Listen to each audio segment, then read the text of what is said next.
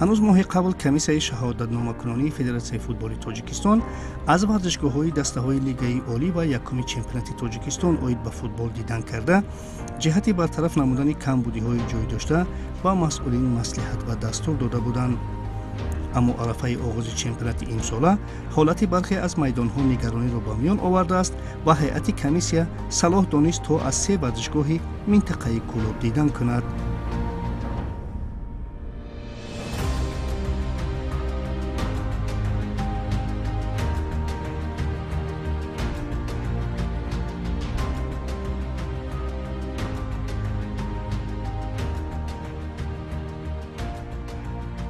дар минтақаи кӯлоб моро мебояд ки аз 3 варзишгоҳ дидан кунем. Варзишгоҳи ноҳияи Восеҳ, ноҳияи Фархор ва шаҳри Кӯлоб. Ва нахуст мо омадем ба варзишгоҳи ба номи Теша Исмоилови ноҳияи Восеҳ.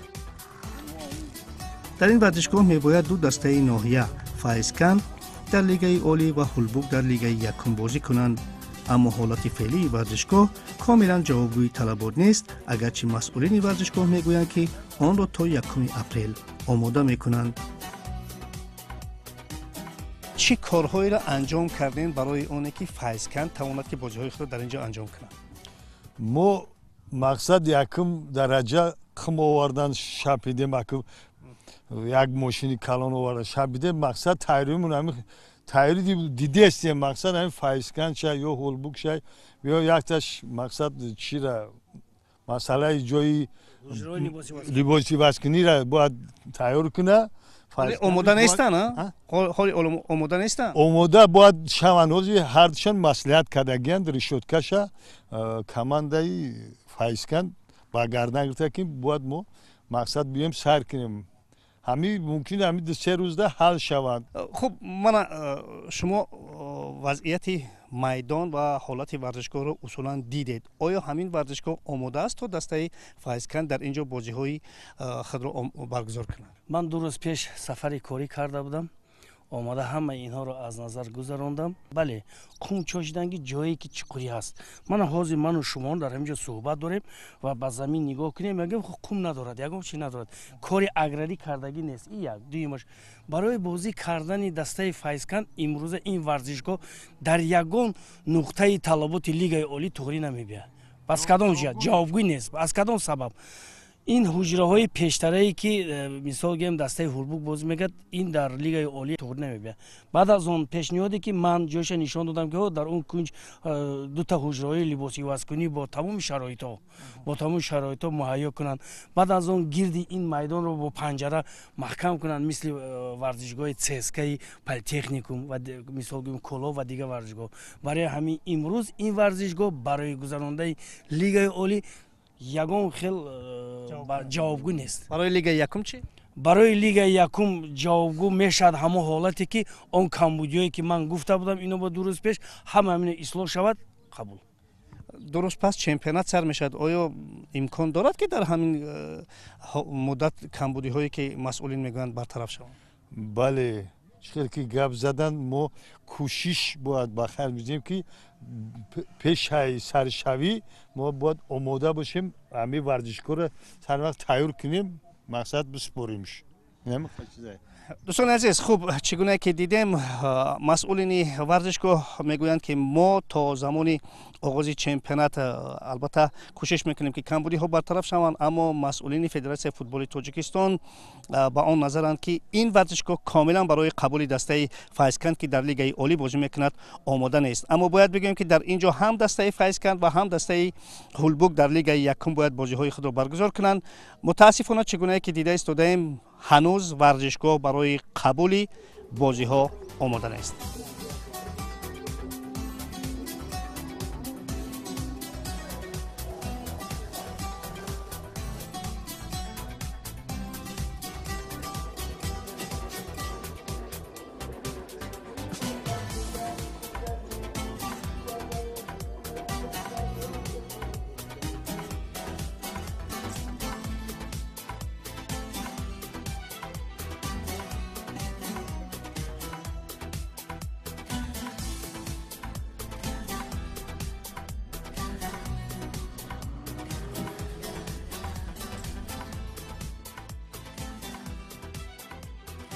майдони марказии шаҳри Кӯлоб ё ба истилоҳи дигар Кӯлоб арена инак маротибаи сеюм аст ки комиссияи литсензиякунонии Федератсияи футболи Тоҷикистон ба шаҳри Кӯлоб ташриф меорад ва аз ин майдон дидан мекунад. Гапсари ин ки рӯзи 1 апрел чемпионати Тоҷикистон оид ба футбол шурӯъ мешавад ва дастаи равшани Кӯлоб дар ин ҷо дастаи Кӯктошро мебояд ки қабул кунад. ҳоли ҳозир ҳайати комиссион аз майдон барои охирин маротиб дидан мекунанд ва хулосаҳои даркории худро хоҳанд баровард.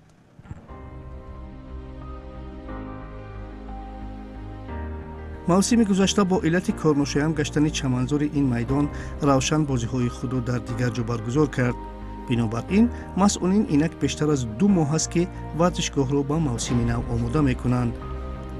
баъди санҷиши чаманзор отоқҳои либосивазкунӣ ва ҷои нишасти мухлисон мо дар як суҳбати рӯбарӯи масъули дастаи равшан ва Федератсияи футболи Тоҷикистон дарёфтем ки дар кадом ҳолат равшан имкони баргузор намудани бозиҳои худро дар ин майдон пайдо мекунад.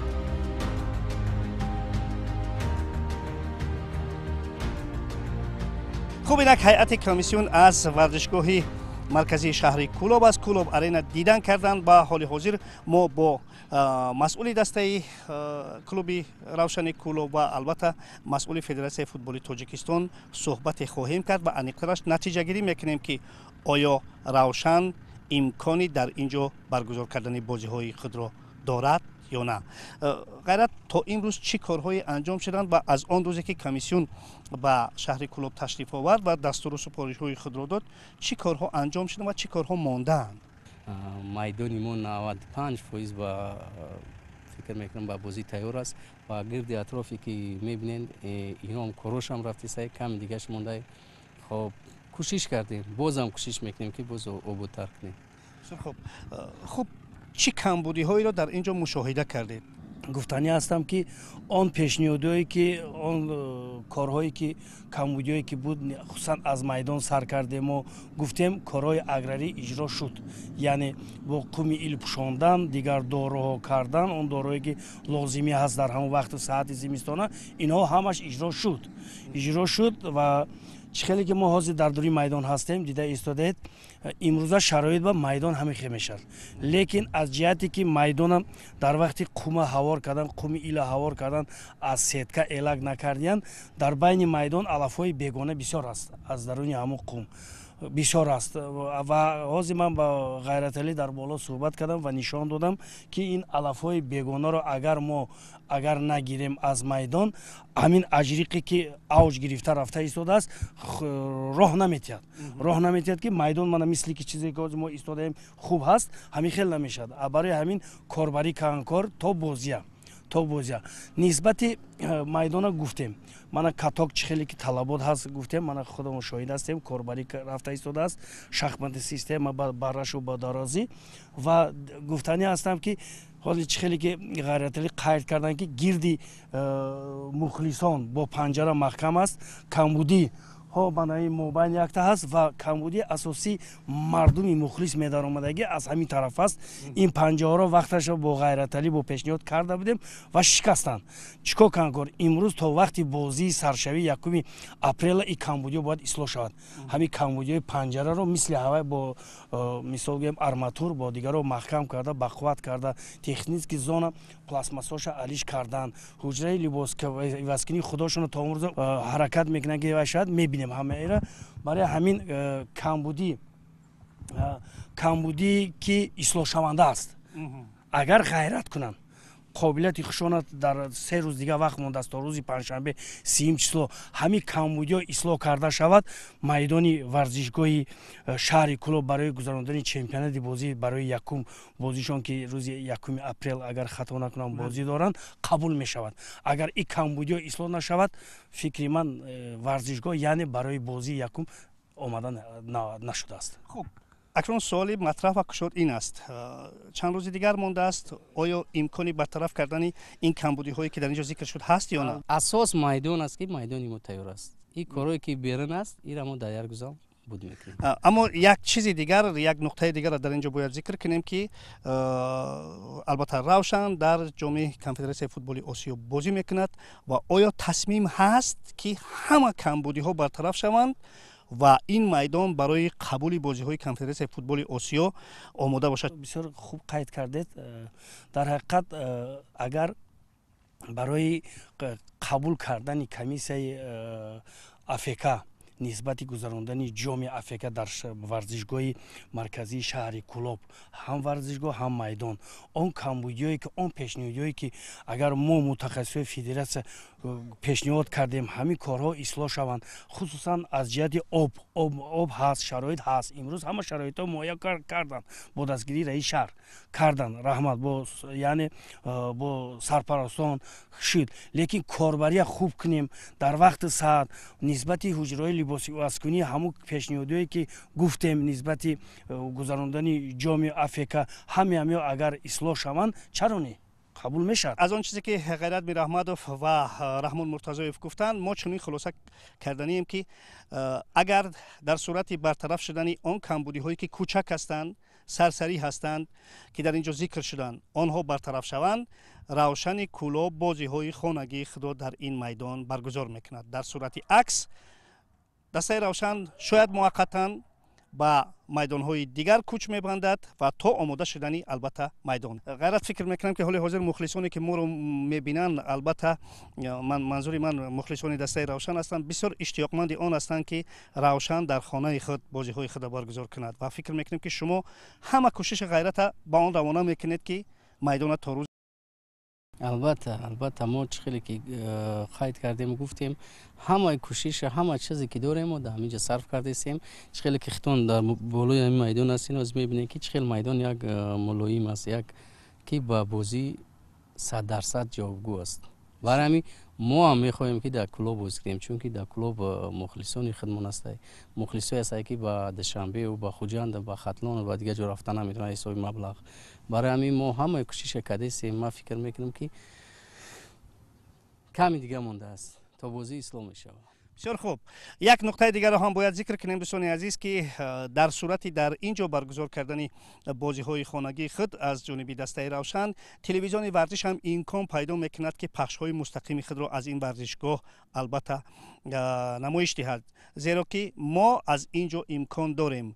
фаразан аз ноҳияи Фархор ва аз ноҳияи Восе ки мабод агар дастаи равшан дар он ҷо баргузор мекунад, имкони пахшҳои мустақимро надорем. барои ҳамин хело дилхушкунонда ҳаст ки дастаи равшан бозиҳои хонагии худро дар ин ҷо баргузор мекунад ва мо бошем аз ҳамаи мухлисони дастаи равшан даъват мекунем ки биёянд аз рӯзи 1 апрел дастаи дӯстдоштаи худро ҳаводорӣ ва дастгирӣ кунанд.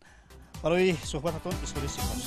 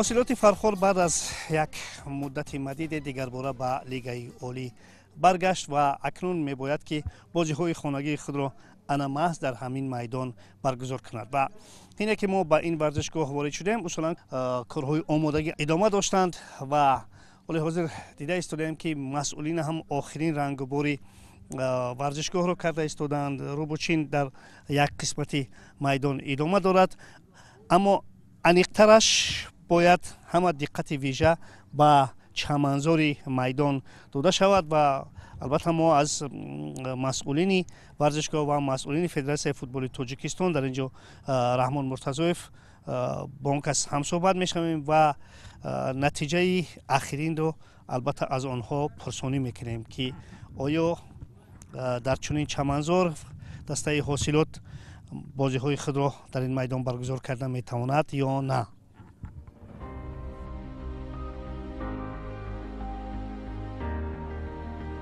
البته زمانی تشریف ما به فرخار اینجا کارهای آمادگی ادامه داشتند، اما این همه هیئت کمیسه را چندان قناعت نمیکرد.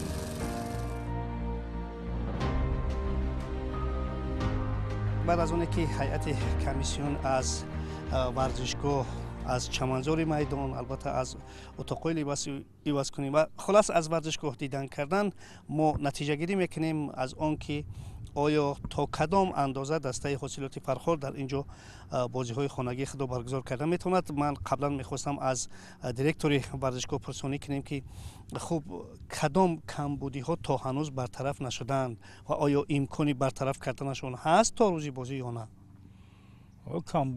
کامودی و فقط همین سفید کردن این گردی ورزشگاه موندگی های دیگه. اون کامودی نیست چیزی گفتن ما هم مشا طوری کردیم.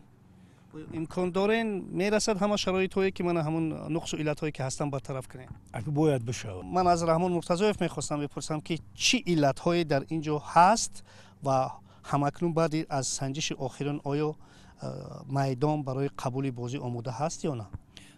میدان مرکزی نوعی فرخار برای بازی یکم چیزهایی که قبول میکند دسته حاصلات یکم یا دوم خطا نکنم قبول میکند میدان آماده شده ایستاده است و آماده میشود از جهتی همه طرفه. نسبتی برای چی؟ برای که تا اون وقت حالی وقت هست خیلی که ما گفتیم که اینها باید کتاک دارند، کتاکی 8 تانگه یا 10 تانگه که هر یک چرخهای آنها از آهن می باشند برای هوار نمودنی میدان پیش از کتاک کردن 20% تمام میدان را نم کردن در کار. بعد از آن کتاک، بعد از که کتاکی رفت با آب موندن در کار که همین علف ها اوج گیرن. اجریق خوب است. میدان یکی از بهترین ها در وقتش بود و حال هم هست. فقط کاربری کار دیگر کمبودی هایی که نسبت حجره های لباسی واسکنی، نسبت حجره های داوران، نسبت تکنیک زونایی جای نشست فوتبالیستان در وقت اینا همش اجرا شد. لیکن حاضر یک کمبودی دیگر مانده است نسبتی درونی ورزشگاه. چخیلی که شاهد هستید یگان گرد اطراف من ورزشگاه دیوار در نظر دارید. بله، دیوالی جای نشستی مخلصان یگان خیلی رنگ و بار کرده نشده است. اگر همین کمبودی ها اصلاح نشود بازی در این میدان اجازه داده نمیشود. خوب، من خلاصه مسئول فدراسیون فوتبال تاجیکستان رو شنیدیم. اصلا آن چیزی که در اینجا گفته شد برخی از کمبودی های جزئی هستند که باید تا روزی برگزاری بازی اولین حاصلات در لیگ عالی برطرف کرده شوند. در عکس حال باز هم از جانب فدراسیون فوتبال تاجیکستان برای حاصلات در این میدان بازی اجازه داده نمی شود. اما ما امیدوار هستیم که مسئولین همه کمبودی ها را برطرف میکنند و مخلصان دسته حاصلات فرخار بازی دسته دوست داشتهشان را در اینجا تماشا میکنند.